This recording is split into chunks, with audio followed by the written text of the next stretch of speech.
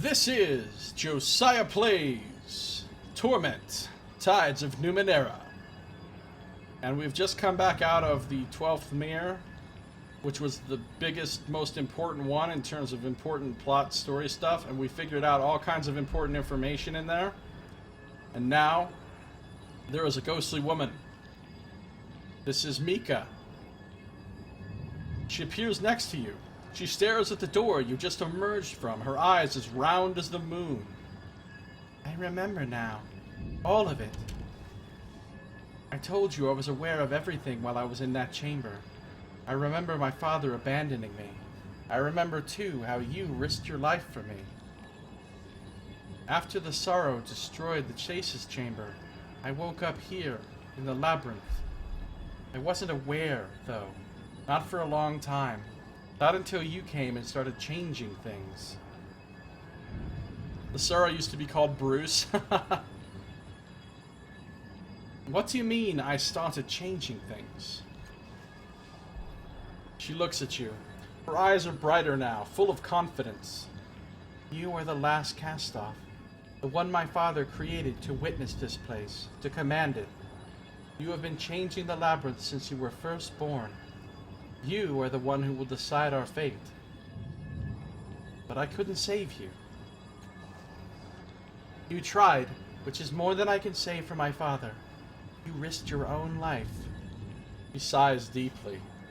Besides, if you had died in there, you and every other cast-off would never have existed. Maybe there are some realities you can't change. Tell me how I changed things again.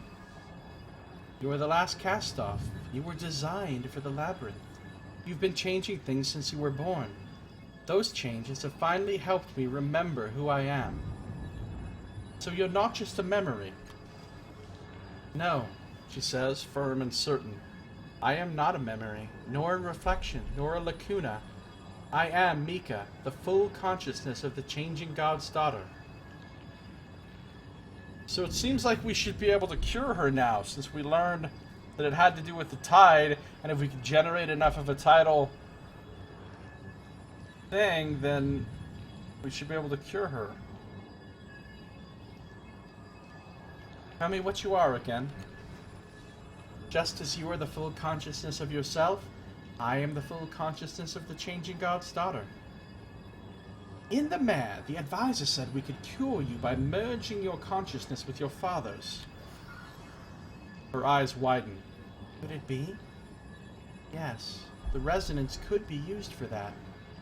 She shuts her eyes with a wince and says, but it would require all of your consciousnesses, not just my father's. No, I cannot ask you to do that. I want to give you your life back. You have suffered more unjustly than any of us. My life is not worth the lives of you and your siblings. Anyway, who knows? There may yet be another way to bring me back. I know, right? 2 more XP! That's just what I needed! The old making the player unlock the door we can't unlock ourselves trick. Changing God yeah. That classic gambit. Takes a deep breath. But it's your choice in the end. You must do what you think is right. I understand all that I need to do. I really don't. I really don't understand all. I don't even begin to understand all that I need to do. But fine. So what do we do now? A familiar voice cuts through the air, interrupting you both. You don't need to do anything. It's the changing god. I'd hoped you would open that for me, and here we are, the Spectre says, and his voice is not tied to his body. It pours from the walls around you, from the shifting floor beneath your feet. It's time for some hard truths, child. Before he can finish, the air twists in the room, an explosion of light, and a scarred figure steps out of it. Who's the scarred figure? Oh, it's the first cast-off. How's this for truth? Her voice is worn and hard behind her mask. The resonance is mine. It belongs to me and all cast-offs. I have worked too hard for it to be otherwise. Stand aside, old man, and let us determine our own destiny. Change of God's about to give a TED Talk. I like TED Talks. Some of them.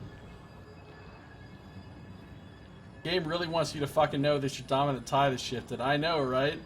I can't even look at my character sheet and see what it's shifted to. I think it's blue gold again. I think it's probably blue gold again.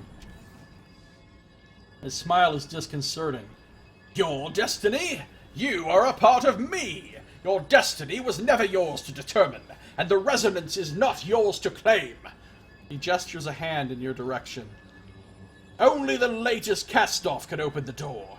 That body and I are the only ones capable of using the power beyond. You are out of your depth, Marilel, and this no longer concerns you. Who else is coming? Might as well order a pizza, right?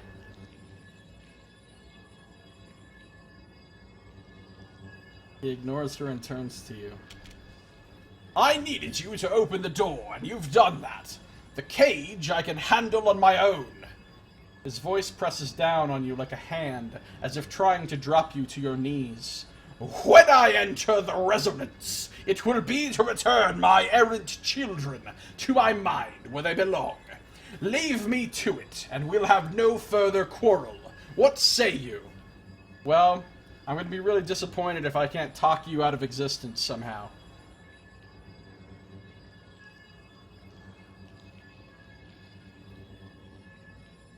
You'd think someone who calls himself the Changing God would learn from his mistakes. Irritation flashes across his translucent face. Hashtag translucent irritation. I'm not here to debate who I am or what I've done. I'm here to claim what's mine. The ground rumbles menacingly beneath your feet.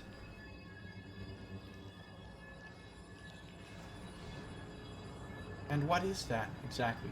I want to know who this is. Who the fuck is this guy? That's the first cast-off. That's Mika. That's my party. That's the Changing God. Who the fuck is this? Right here. I mean, there's just some random dude standing there, and I think we need to address the elephant in the room, so to speak. Yeah, it'd be good if you could save before this dialogue, because as it is... I'd have to go back and do the whole mirror again.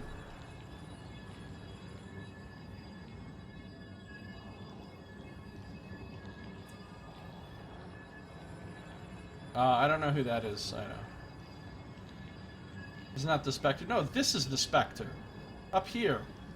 This is just somebody. He looks at the ghostly form of the Changing God's daughter as if noticing her for the first time.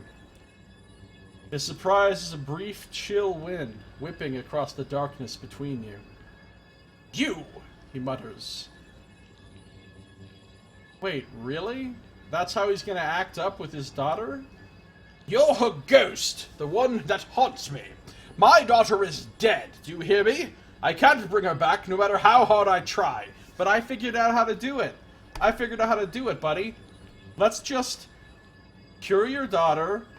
and everyone can go away friends, and it can be a happy time for all. Spectre. Some people correct her, some people direct her, others just won't expect her. Nice, Leto.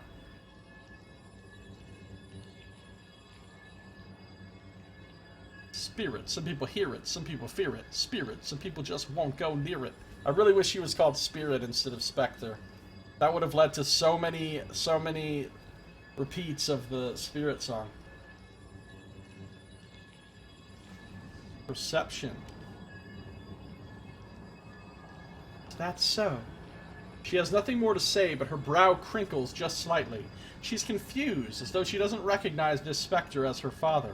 Yeah, that did seem kind of out of character for him, based on everything we've seen so far. He shakes his head. Enough! I don't wish to fight you, cast-off, but neither will you keep me from this. What will it be?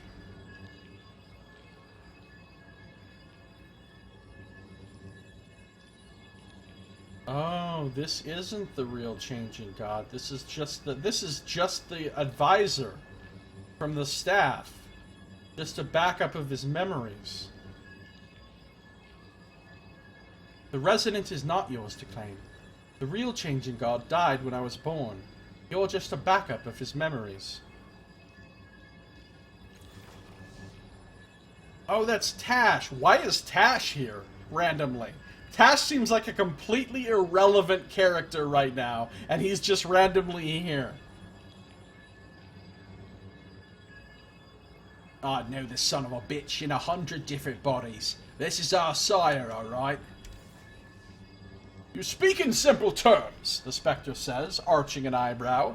But you're dense, even for one of my cast-offs. I am the changing god, and you are standing in my way. Oh, Rin's piping up. You are truly this changing god. Then this woman, she points to the changing god's daughter. Even if this woman were just a memory, she should recognize you as her father, don't you think? Rin looks kindly on the ghostly woman, then back at the Spectre. But I saw it. I saw it on her face when you challenged her. You're a stranger to her. He flinches and turns to face her. She meets his eyes, blinking once, and shakes her head. You're not her, he says. Then, with more force, he repeats himself. You're not her! Of course you don't know me! Turns his head from her entirely, staring into the dark. Please tell me I can talk this guy out of existence. Bryn is back. Yeah, hey, Root. Welcome, Root Brittany. Yeah, she came back and she's an adult now. Because I sent her through the portal to her home, and then later when I came to the labyrinth, a portal suddenly opened up and she popped through it, and she's like 10 years older now, and she's a total badass with all kinds of skills and abilities, and she's got armor and fucking weapons and shit. Yeah, because in her timeline, 10 years have passed, and she's learned to be an ass-kicking machine, and she just came back to help me. Yeah, it's pretty cool. They even have a different voice actor for all of her lines now.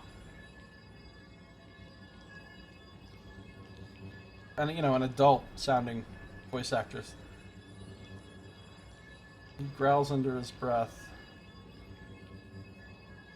Most importantly, got a bandana? Well, you gotta have a bandana. Alright, let's see. This is important decisions to be made here. Changing God wouldn't have lost when we fought. Be honest, don't you have any doubts? You need me in ways the changing God wouldn't. If there's any heir to the mantle of the changing God, it's me. You're a copy of what the changing God was.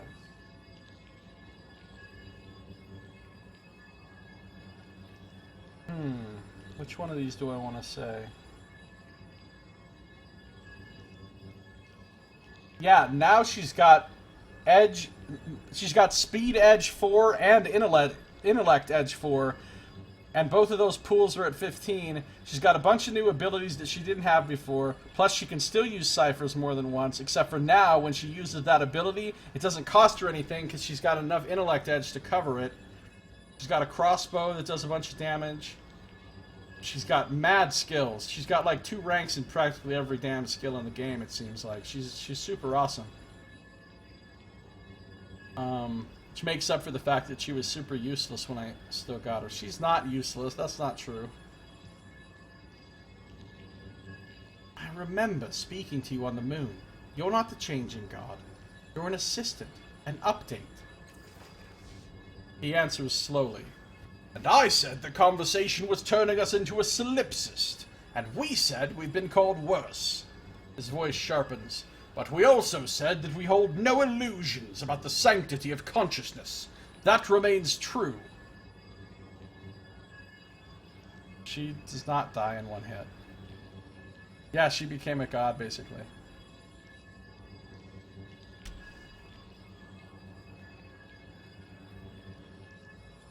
In the last fight I was in, she shot somebody for like 30 damage.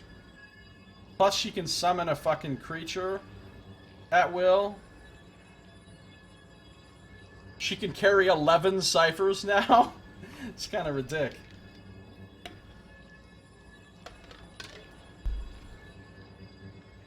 Okay. consciousness needs to be continuous. You're a copy of what the changing god was. I know who I am, the Spectre snaps, but he looks troubled by your argument. This is foolish! He sighs. You need me in ways the changing god wouldn't. You could not activate the resonance chamber without me, nor even open this door. I feel like I'm talking this guy out of existence. You oversimplify. The accident made me a prisoner here. And now, a short time later, I have control here in the very root of your mind. Root hype. There is something new in his eyes now. Fear.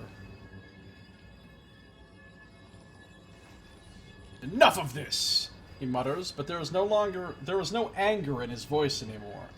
No fire hype. Only a great weariness. His gaze moves from you to the others in the room. You're right. At first, I convinced myself I wasn't whole anymore. Something had broken in me, or been left behind. He stares at his hand, or through it. It makes sense. I'm not him. I'm close. As close as anyone. But the changing god is dead. Dun dun dun! The changing god is dead! Well, we should still cure his daughter, though. Several of your characters in Baldur's Gate 2 have the ability to summon Diva and summon Planetar. You have a party of angel summoners, nice! Planetars are fucking powerful. Too bad you can't summon Solars, though. Solars are the most powerful kind of angel, and they're a little bit ridiculous. But I don't think there's any spell in any game that lets you summon a Solar. Making a note. Oh good! 100 XP! That's gonna be handy right now. He lets his hand fall. Bit by bit, he begins fading away. I talked him out of existence! This is a Torment game! Right now, this is the moment when it just became a Torment game for reals. I talked a motherfucker out of existence. Did it. He's gone. She barks a short laugh.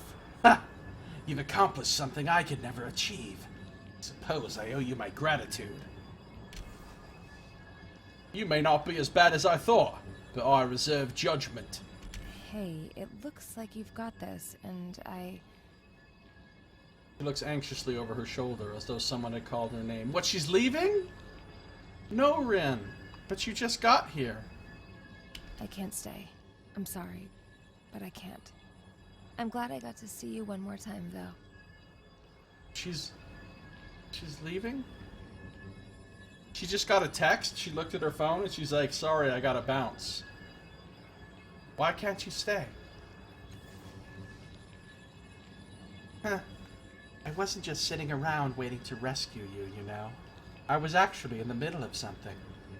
She adjusts her pack and glances over her shoulder again.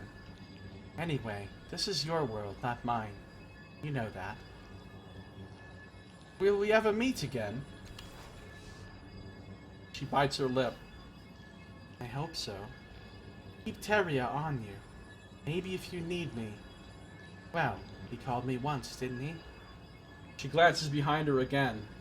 Even if he doesn't, he will always be with me. I wouldn't be who I am without you. So you're about to take a bunch of my ciphers again. The first time I sent you home with a bunch of my ciphers, and you didn't bring them back with you when you came from the past or whatever.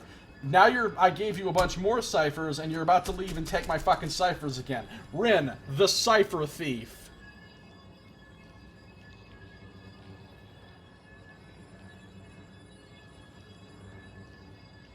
Alright.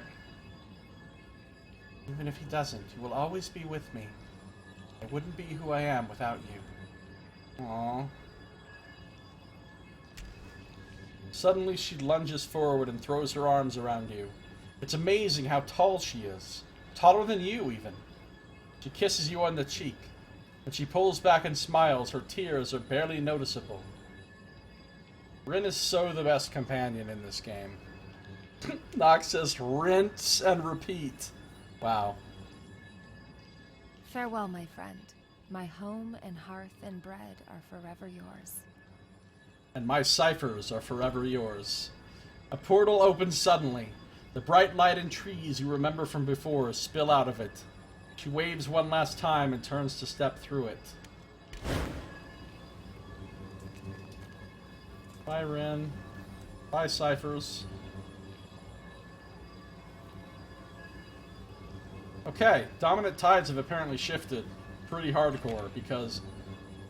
yeah, I'm back to gold and blue. I have no quests. I convinced the Spectre that he wasn't the true changing god, that he had no place deciding the fates of cast-offs. Now all that remains is to enter the resonance myself. In a mirror, I learned there may be a way to save the changing god's daughter by merging cast-off consciousnesses with hers. In a mirror, I discovered new information about Mika's illness, something the changing god never figured out. So... I learned a lot of valuable information that I hope that I can use to get a good resolution to all this. Rin is gone. That's so cool that not only do they have Rin come back as an adult, a totally different character, then they have that nice scene at the end where she says goodbye and lets you know that you did the right thing by taking her with you in the beginning, unlike what Saito said. She'll be back again when she's low on shins. She takes those ciphers I gave her right back to the fucking vendor and sells them all so she can buy smack. That mirror, you never saw it. What? What mirror did you never see? You had to have. Those were mandatory mirrors, those last two, I think.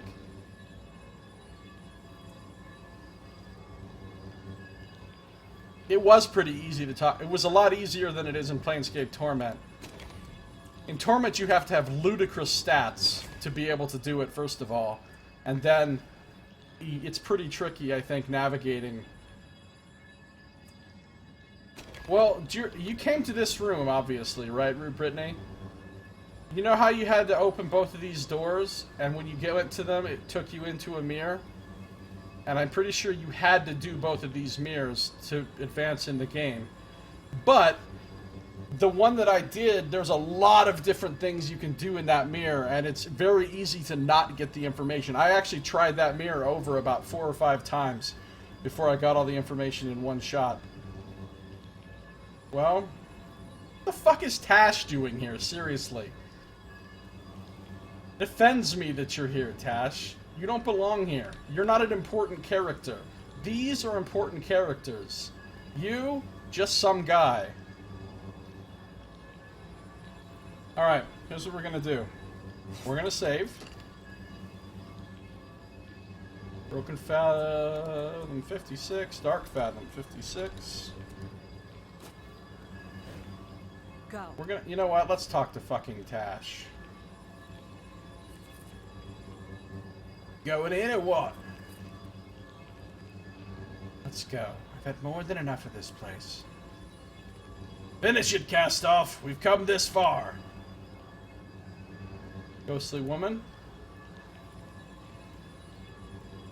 You won. Now do what you came to do.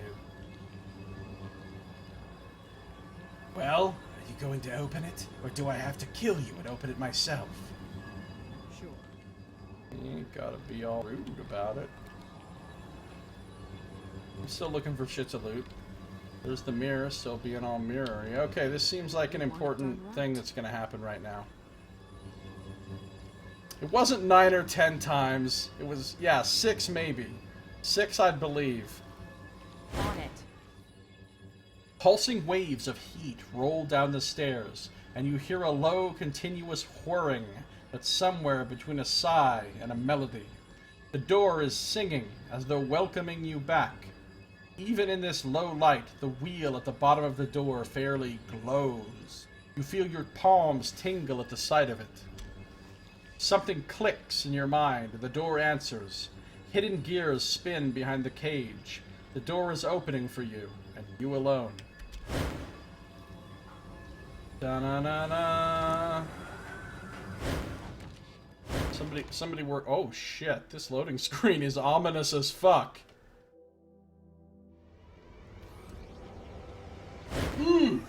Fuck my life. Oh, we do get to talk to the Sorrow. Somebody earlier was like, sucks that you can't talk to the Sorrow. We do get to talk to the Sorrow. Man, the Sorrow is so scary. It hits motherfuckers for like 5 million damage. The Sorrow is here, in its full power, wearing the unquiet psyches of its victims like a tattered cloak. Filaments of light and energy leak from it, strange colors that correspond to no tides you know. Its tendrils flutter and flap in an unseen breeze.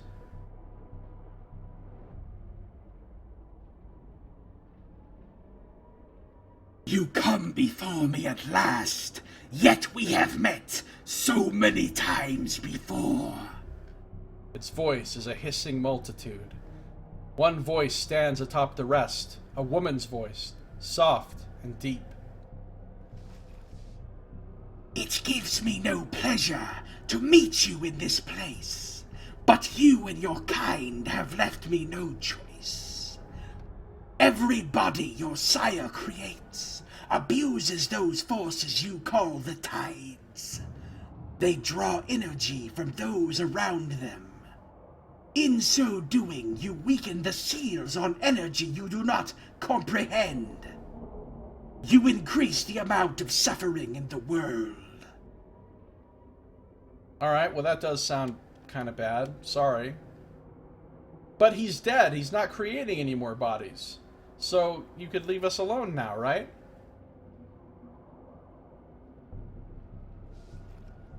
Every attempt at mitigating that damage has failed. Every step results in misery. You are the first in millennia to hear me speak in an unbodied language. You are persistent, tenacious, and durable, and so perhaps words will suffice where destruction has failed. It is time to bring this experiment in immortality to a close. How have the tides increased suffering in the world? The tides themselves do not cause suffering, rather the abuse of them in your bodies. Your kind has wrought torment. Torment. On the world in the name of endless life. How come my version of the game comes with voiceover? My voiceover is the equivalent, when compared to actual professional voice acting, it's the equivalent of fan fiction. It's like somebody writing fan fiction for something.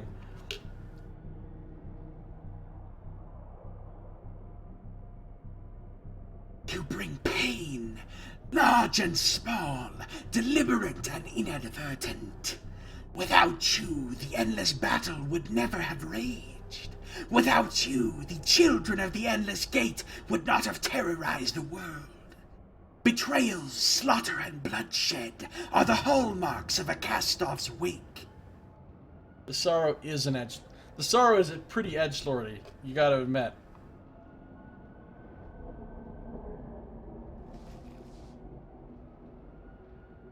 The Sorrow is silent for a moment.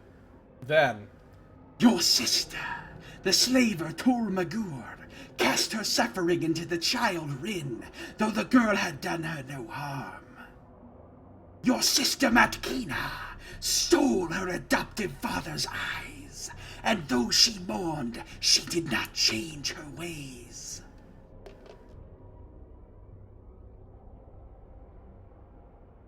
wait, she took her adoptive father's eyes.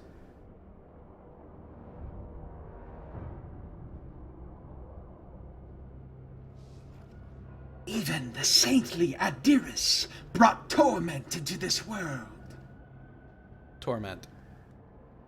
She thought she drew my attention when she lashed out at me in Mirlavest. No, she was already marked. In her body, your sire brought the jagged dream to Sagus Cliffs to foment strife. Adiris rejected them, but chaos and misery trailed even in her passage through the world. Cast-offs bring pain. No, I'm not speaking into a cup. That would be ridiculous, son. I'm speaking into a bottle.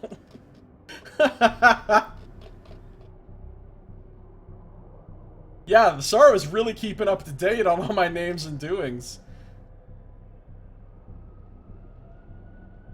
Man, the Sorrow is like my biggest fan, except the opposite of that. Past offspring pain. How is our existence caused? I'm gonna do the trolley 2 question Ant asks even on the Sorrow. I would love it if the Sorrow was just like, if you ask me the same question twice again, I would destroy you. That'd be amazing. Alright. Agony bleeds from the world at your passage. The choices you make, no matter how you intend them, describe an arc of pain. The longer your kind exists, the more the world spirals into despair. Okay, well, when you put it that way, it does sound kind of bad, Sorrow. I'm just trying to stop the abuse of the tides. Are you? We shall see. What does that mean? That sounds ominous. If you ask the same question twice, I will delete all your saves. That would be scary. I know what they say of me. Destroyer of civilizations, death's mistress, soul taker, ender of the circle. Actually, I've never heard them say any of that stuff about you. Maybe Destroyer of Civilizations. The rest of those titles you just made up for yourself. Admit it, admit it, admit it, admit it. Edgelord. Yet I take no pleasure in destruction. You know, people always say that. Hold on. Pet peeve. Villains in movies and books and games, and just people even in real life, say that shit all the time. They do some horrible shit, and then they say, I take no pleasure in this. Like, that makes it okay. Okay, listen, asshole, you strapped me to a table and tortured me for 12 hours. I don't give a fuck whether you take pleasure in it or not. What you did to me was fucking terrible, regardless of what your motives were. I don't care whether you take... Oh, he takes no pleasure in it. Oh, fine, then it's okay. Please torture me some more. Now that I know you're not getting pleasure out of it, please continue with the destruction. Yet I take no pleasure in destruction. My pursuit of your kind has been solely a matter of expedience. But you have come this far, despite my attempts to stop you. I will give you a last chance at an alternate solution. Well, I already know how to solve this shit. Assuming he says it for your benefit, however... Well... The Sorrow is talking to me, and communicating to me, and said that to me. So, who else's benefit would it be talking? When Adiris asked you what one life matters, you replied that it does not, that all make their own lives and their own truths matter. We shall see if you will stand by those words. Okay, this is actually reminding me a lot of Planescape Torment. This conversation, even the positioning of the Sorrow with your party standing there, this is reminding me of the final conversation with the Transcendent One.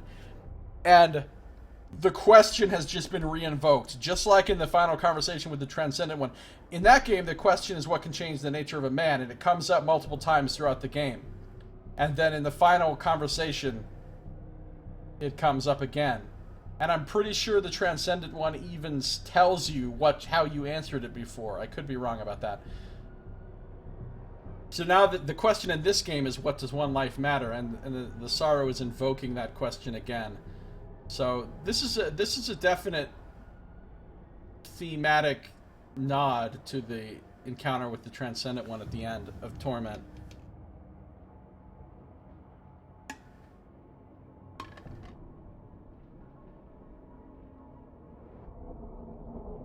Alright, we'll see if you will stand by those words.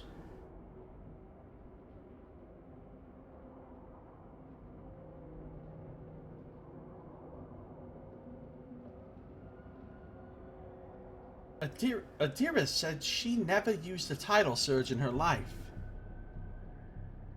How did she abuse the tides? It's not a ripoff if it's specifically, explicitly intended to be a spiritual successor. That's not a ripoff.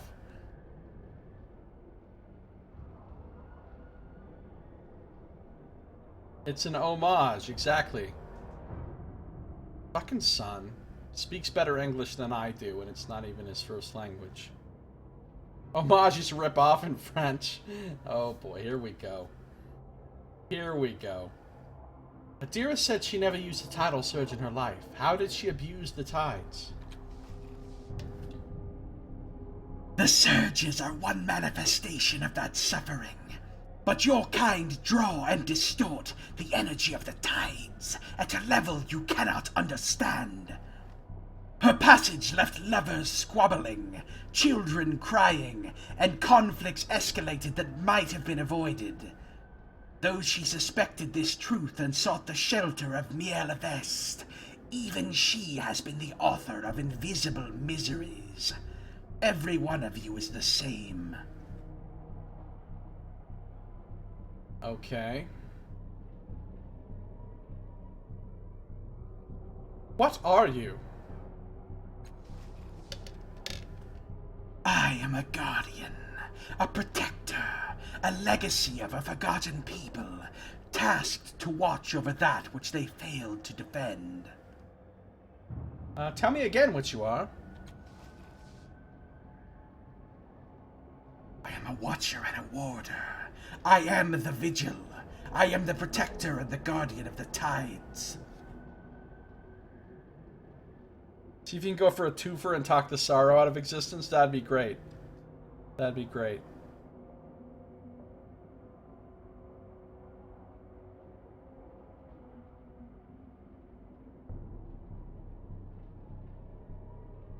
What is this place? This place is the central chamber of your collective mind space. It is the resonance, the true expression of which your resonance chamber was but a shadow. In this place, you touch the knowledge and strength of every cast-off ever created. Sounds like I could do some shit then. Tell me again about this place. It is the resonance, the true power of which your resonance chamber was but a shadow. It is the repository of cast-off experience. Persuasion success. The sorrow has joined your party. The end. That would be awesome. I've learned, though. I've been burned. I'm not giving the sorrow any fucking ciphers. Why are you here? When you escaped me on the moon, I placed a piece of myself here as a last resort. I have ridden here in your mind since then. Indeed, I could not have found the moon had you not returned to it in the mere, bringing me along with you. I called myself to myself in that reality, breaching the station's defenses to close the loop of time that brought me here. All to ensure that the power of the resonance is not abused, that your kind does not worsen the world again. Perhaps the sorrow is Rin, suspicious how she left just before this? Ooh. Now there's a theory. She just keeps becoming more powerful.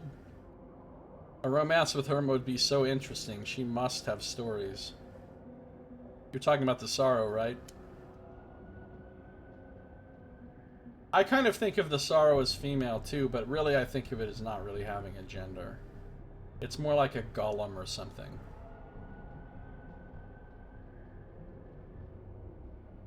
I convinced the Spectre that the true changing god is dead. Is this true? It is late to speak of truths and identities. Could you just say yes or no, please? God damn it, Sorrow.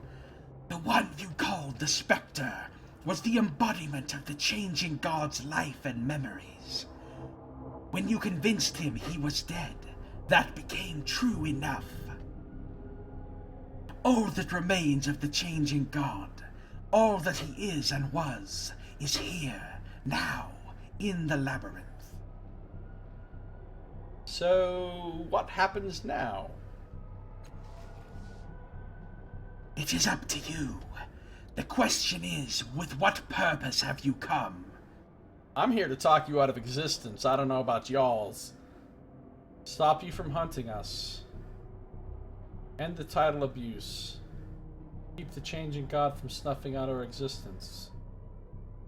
I never meant to come here. I didn't ask for this. The Adam Jensen answer. I'm thinking number 4. Since I learned what I learned in that mirror, whatever my answer would have been before, like let's say number 4 was not an option, and I hadn't learned what we learned in that mirror. I think my answer would be 3 or 2 or 1.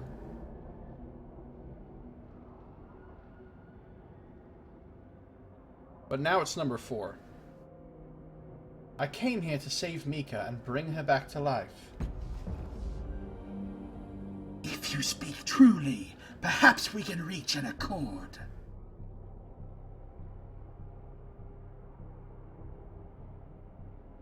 Well, Anonymous, it seems like there is no way for it to teach us how to not abuse the tide. Our very existence abuses the tides. There's nothing we can do. It was just like with Adiris. Like we said, Adiris technically didn't do anything wrong herself, but her very existence in the world was causing problems because of the fact that she was created by an abuse of the tides. So the only way to actually stop the abuse of the tides is to destroy us, or some other creative solution that we're going to come up with here at the fucking last second.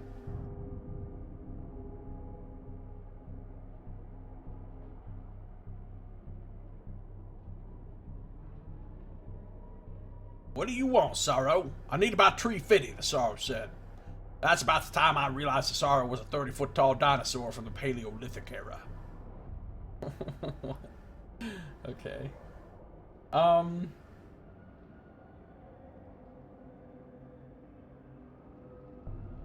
Perhaps we can reach an accord. What if I just want everything back the way it was?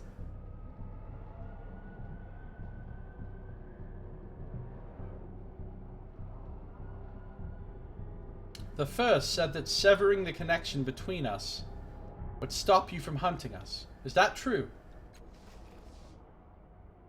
The connection of which she speaks is the labyrinth itself. You would no longer draw your power from this place, and my pursuit of you would cease. Your sister's solution would have shattered this place. It would have destroyed the tidal seals that protect the populace from madness. My charter is to guard those seals, to protect that energy. Had her plan actually worked, it would have destroyed the minds of thousands. I could not allow that to occur.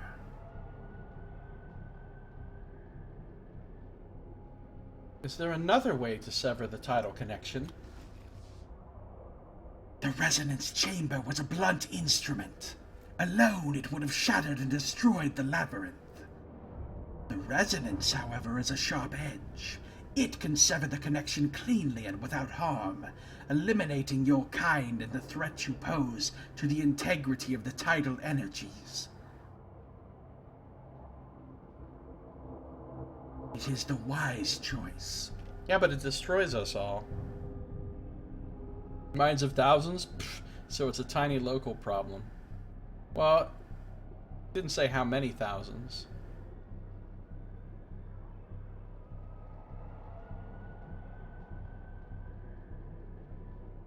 Tell me again what would happen if we severed the connection between cast-offs. You and your kind would die, requiring no intervention from me. It would be a choice you made to eliminate the danger you pose once and for all. My sire believed that subsuming all the cast-offs into himself would stop you hunting us. Is that true? Sounds almost thoughtful. Perhaps, for a time, if he could resist making no further cast-offs. But I have trailed him across the centuries, and I know that he could not resist. The lure of new experience is too strong for him to resist. He would awaken me again and again. What if the cast-offs were subsumed into someone else? Someone who wouldn't perpetuate the cycle? Me! Could you find such a person, I would consider it an ideal solution. Yet consider this space. The Sorrow's arms sweep across the resonance, strangely aflutter, their movement bending your perceptions. This is a space too large for any mortal mind. Even one fractured through reality cannot hold it all. Only someone already attuned to the labyrinth might successfully contain your minds. Only one of your kind. Tell me who can contain the consciousness of all cast-offs again? Only one who was attuned to the resonance. Only one who was here. So, me, in other words. What if I just want everything back the way it was? Is that possible? It considers your words, teasing out the ramifications. At last it speaks. Yes, you and your kind can continue to exist, and I will continue to hunt you down, the ever-present looming specter of your mortality, erasing you from history one by one. I will allow this. Oh, well, that's a great solution. It seems like you'll allow any choice I make. What will you oppose? It hesitates, as if not sure it should impart this information. The resonance has the power to combine and sever, and to remove the protections over the tides entirely. Doing so will unfetter a truly dangerous force. Alright, hold on. We know what a badass the Sorrow is. I mean, dropping 5 million pieces on people and shit. I mean, the Sorrow is ludicrously powerful. So, if the Sorrow is referring to something as a truly dangerous force, you know that's some shit. It's literally talking about Cthulhu at this point. Imperiling the land and the psychic landscape for millennia. I cannot permit this choice and will resist it with all my strength. Remove the protections. Protections like you. I am part of those protections, but not the only part. The released tidal force would flow across this territory, devastating the mental landscape. Many would suffer serious damage to their sanity, and others would find travel through the resultant psychic pollution impossible for thousands of years. It draws itself into a more sinister form. Okay, stop. A more sinister form, really? I don't think it gets more sinister than its current form. This I will not allow. Now, Kina seems pretty chill about you talking about consuming her in every other castle. I'm just talking about hypotheticals. Sorry, you destroyed an entire civilization. Yeah, because they were being bad.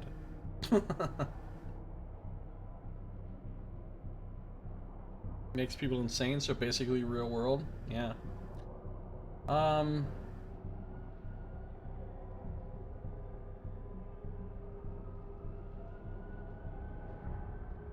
Tell me again. I can really set everything back the way it was when I was born.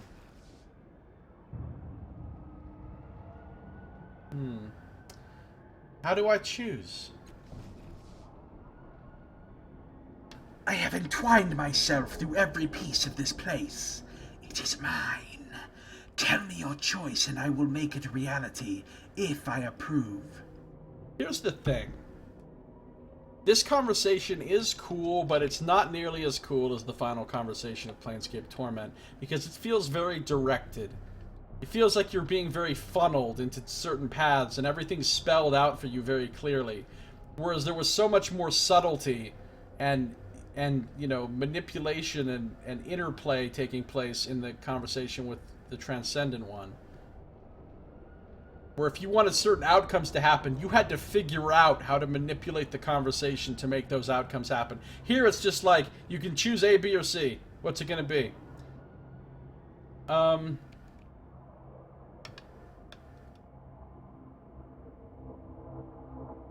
Streamlined, right, Anonymous?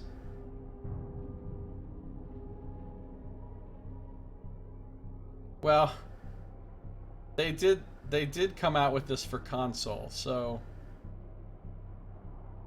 I don't think they were necessarily aiming for quite the exact same audience that Planescape Torment was meant for.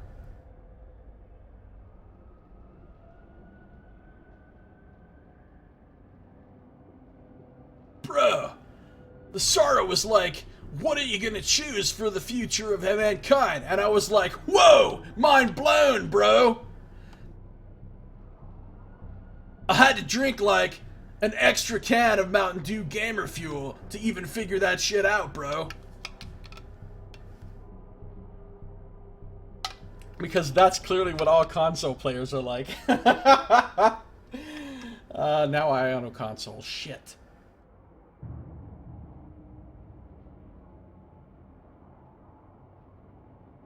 Yeah, I know, Saito. I'm one of them now. Damn. Bill and Ted. Yeah, Dramacarius. Be excellent to each other.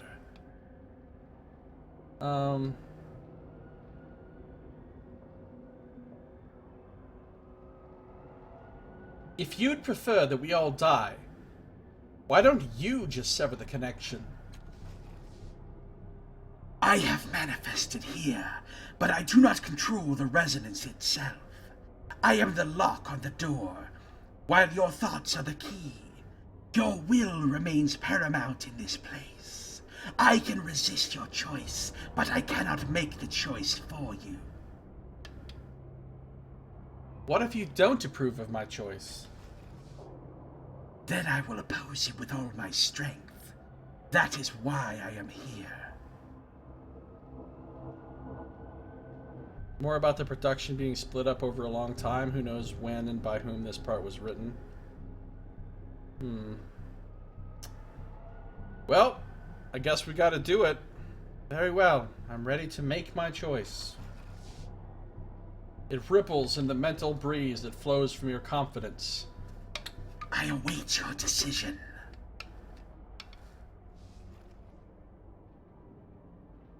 Alright, 7 choices apparently. Merge all the cast-offs into my own consciousness. Cast-offs are a cancer. Sever the title connection, so basically kill all the cast-offs. None of them are right. I want to return everything to the way it was, which is a shitty answer, because then the Sorrow keeps killing everyone. Mika, merge our consciousness into her. She'll live out her days in my body. Sounds pretty good. Why would I choose the first as the why would I ever choose the first? The first was not a good person. It was not nice to us, and in no way is nothing we know about the first indicates that she would be a good fucking steward of this power or whatever.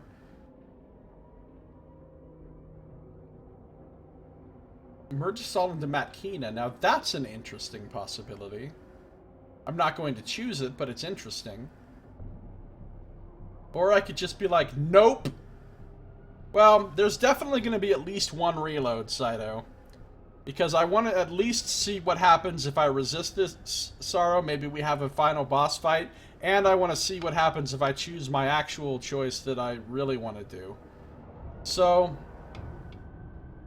I feel like I should choose my actual choice now. Go ahead and go through the whole end of the game as normal. And then after, reload and try to fight the Sorrow or whatever.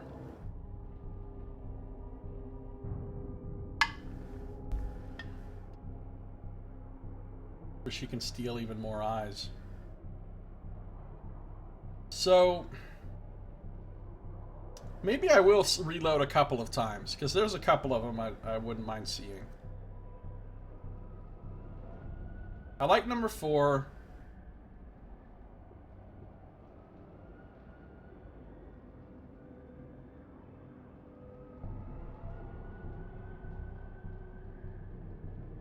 Four is interesting, 6 is interesting, 2 is interesting. One. That's not for this playthrough. That's for my being a dick, nano, selfish guy playthrough.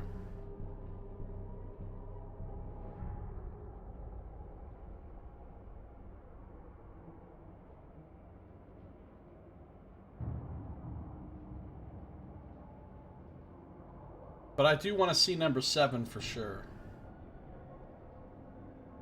So I'm going to go with number 4 first. The only one blameless in all of this is Mika, the mortal daughter of the changing god.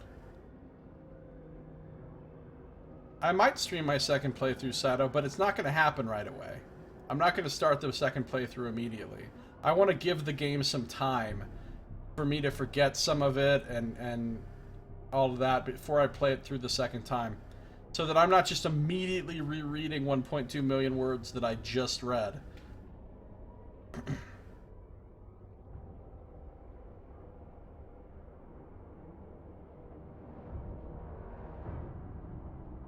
The mortal daughter of the changing god. Merge our consciousnesses into her, and she'll live out her days in my body. Oh, I didn't realize the first was here with us. Who invited you in, lady?